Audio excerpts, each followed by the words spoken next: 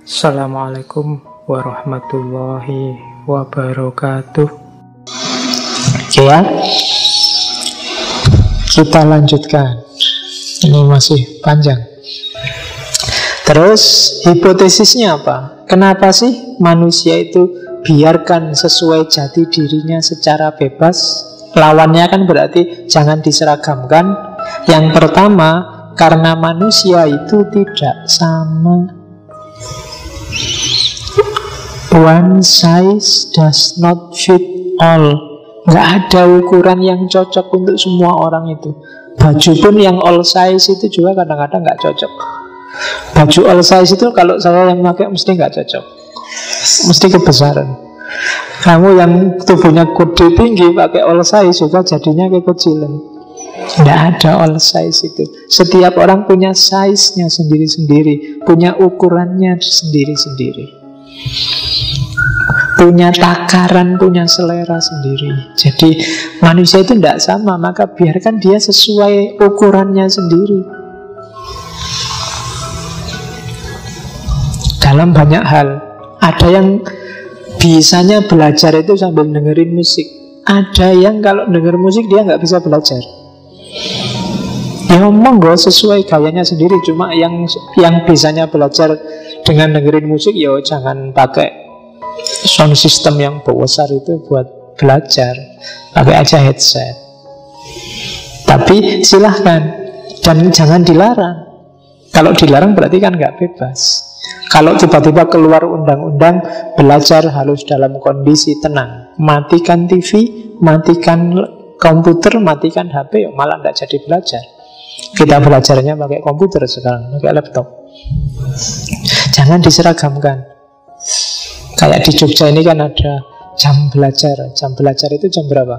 Jam 7 sampai jam 9. Padahal dulu saya kecil, katanya si mbah saya belajar itu yang paling baik habis subuh, bukan habis maghrib. Ini kan sebenarnya pilihan gaya, pilihan style yang setiap orang beda-beda. Ada yang memang habis subuh lebih baik daripada habis maghrib.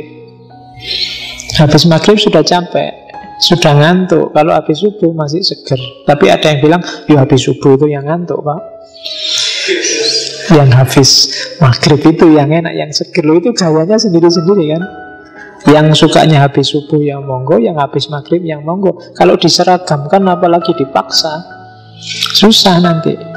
Misalnya pokoknya jam 7 sampai jam 9 itu jam belajar, semua TV dimatikan. Nanti yang bisa belajarnya sudah habis subuh kan protes, loh saya sudah belajar tadi habis subuh, kok TV-nya dimatiin lah, ngapain lagi sekarang. Jadi one size does not fit all. Tidak cocok. Setiap orang punya gaya. Mau habis subuh, mau habis maghrib, ya monggo. Kecuali yang subuhnya 7:30. Itu urusannya beda nih. Bukan belajar habis subuh itu namanya, itu belajar menjelang zuhur. Oke.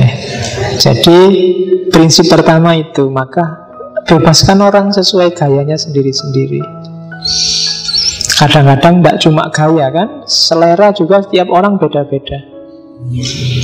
Ada yang kemana-mana pakai jaket, dan jaketnya itu aja, jadi bisa 3 bulan tiap hari ketemu, ya yang dipakai itu aja. Ya benar, itu selera. Ada yang tiap hari ganti baju, ternyata ya pinjem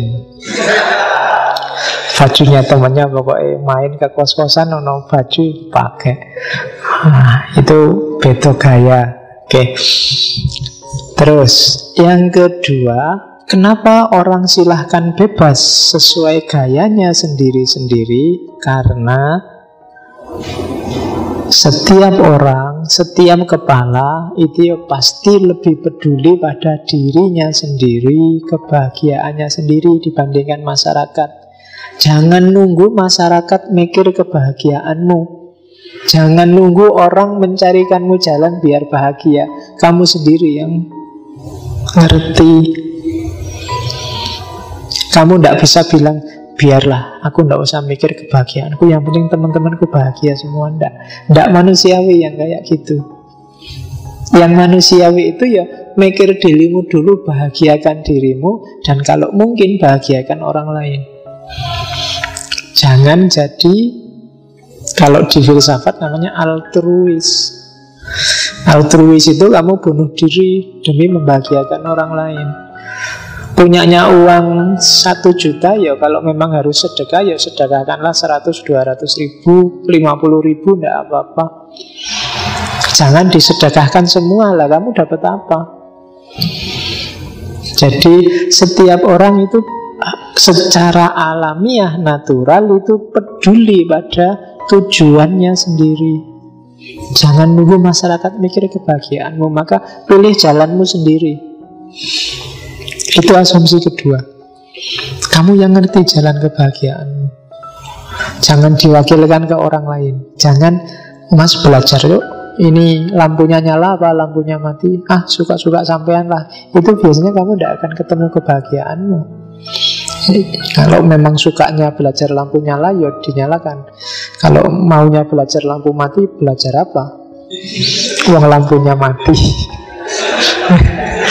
Lah ya, lampunya mati kan belajarnya mesti bukan baca buku itu. Oke, belajar bersama mesti.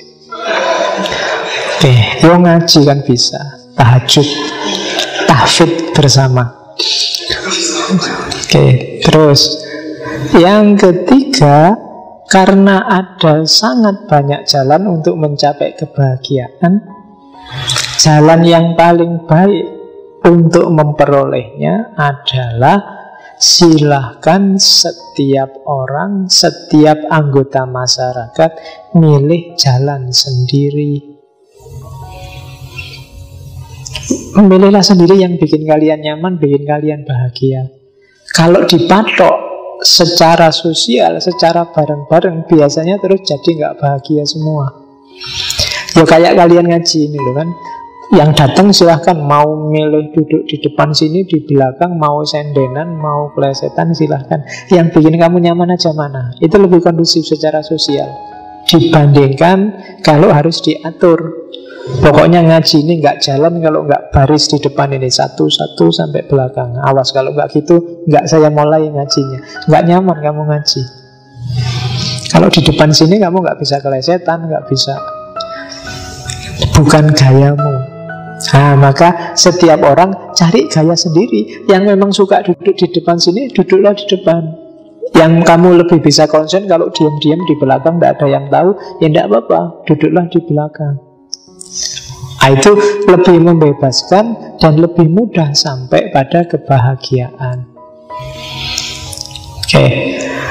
Terus kenapa harus begitu? Katanya Mill, justru yang kayak gitu itu manfaatnya besar.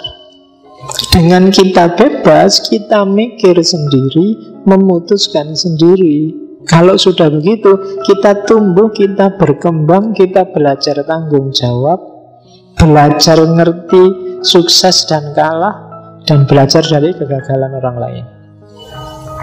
Jadi katanya Mill, kalau itu keputusan sendiri, kan nanti kita dituntut untuk tanggung jawab sendiri. Pak, saya duduk di belakang tidak terlalu kedengeran ya Pak, ya salahmu dewe, tanggung sendiri resikonya yang di belakang. Pak, saya duduk di depan nggak berani ngantuk ya Pak, salahmu dewe, lungguh ngarep. Kan gitu, tanggung jawab, tanggung sendiri resikonya, wong pilih pilihanmu sendiri. Dan nanti berhasil atau gagalnya akan kamu nikmati sendiri. Jadi bukan orang lain. Kalau kamu dipaksa orang lain, diatur orang lain, kalau sukses sih mending, kalau gagal kan sakitnya luar biasa. Sudah bukan pilihanmu sendiri dan gagal. Jadi itu pentingnya kebebasan. Dan dengan kamu milih jalan sendiri, termasuk juga kamu bisa belajar dari kegagalan orang lain. Loh, orang lain kayak gitu kok ngantuk, oh saya nggak usah gitu deh. Nah, itu kan belajar dari orang lain. Tapi kalau diseragamkan semua, proses tumbuh, proses tanggung jawab, pengalaman sukses dan gagal, belajar dari kegagalan orang lain, tidak akan kalian temui. Wong cuma dipaksa, wong bukan pilihanmu sendiri, wong hanya ikut aturannya. Jadi 1, 2, 3, 4. Itu hipotesisnya. Kenapa orang harus bebas. Oke, untuk malam hari ini saya cukupkan sekian dulu. Mohon maaf kalau ada yang kurang berkenan, mungkin 1, 2 kekurangan apa, mohon dimaklumi. Kalau ada kekhilafan, kealpaan yang teman-teman ngerti benernya seperti apa, ya silahkan disampaikan. Kurang lebihnya mohon maaf. Wallahul muwaffiq, wallahu a'lam bissawab. Wassalamualaikum warahmatullahi wabarakatuh.